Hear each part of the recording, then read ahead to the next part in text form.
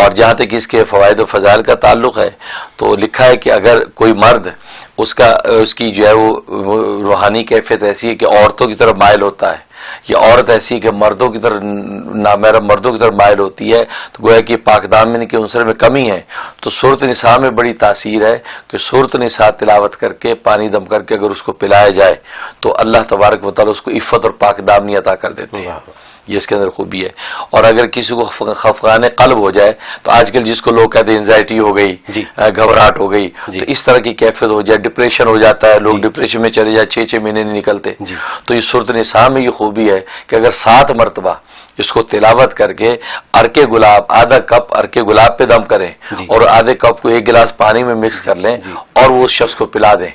تو اس کا جو انزائٹی یا اس کے ڈپریشن کی کیفیت ختم ہو جاتی ہے اور بالکل حشاش بشاش ہو جاتا ہے۔ یہ اس کے اندر یہ خوبی ہے۔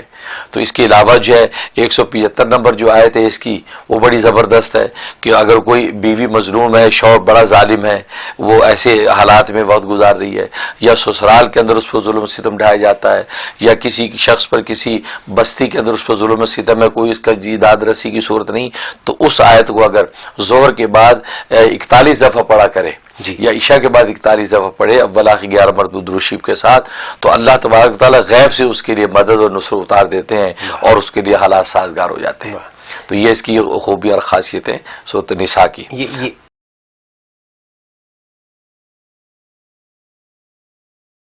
سوری پہلے آپ بتائیے، میرا تو سوال آلریڈی آ گیا۔ جی بالکل صحیح ہے۔ اور خواب میں اگر کسی سورۃ نساء کو تلاوت کرتے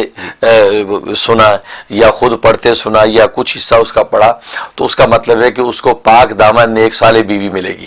اور جو اس کو بہت محبت دینے والی ہوگی۔ ایک معنی یہ، ایک تعبیر بعض لوگوں نے یہ بھی بیان کی کہ اس کو ایسی عورت ملے گی کہ جو اس کے لیے آزمائش اور تکلیف دہ ہوگی۔ اچھا، ہاں، آخری عمر میں جا کے اس کے لیے آزمائش و تکلیف دہ بن جائے گی، ایک یہ تعبیر بھی دی۔ اور بعض نے تعبیر یہ دی کہ جو سورۃ نساء پڑھے گا یا سنے گا تو وہ آخر عمر میں تنگ دست ہو جائے گا اور اس کی جو تکلیف والی زندگی گزرے گی۔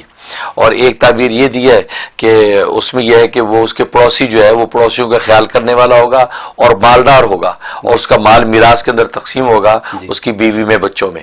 تو مختلف پہلو اصل میں اس انسان کی اپنی کیفیات پر منحصر ہیں کہ اس کی دینی حالت کیسی ہے، دنیاوی حالت کیسی ہے، کیفیات کی ہیں، تو وہ معبر جو ہوتا ہے ماہر فن وہ اس کو دیکھ کر پھر تعبیر متعین کرتا ہے۔ تو اس طریقے سے سورۃ نساء کی تعبیر کے احکام جو ہے معبرین نے لکھے ہیں۔ اچھا،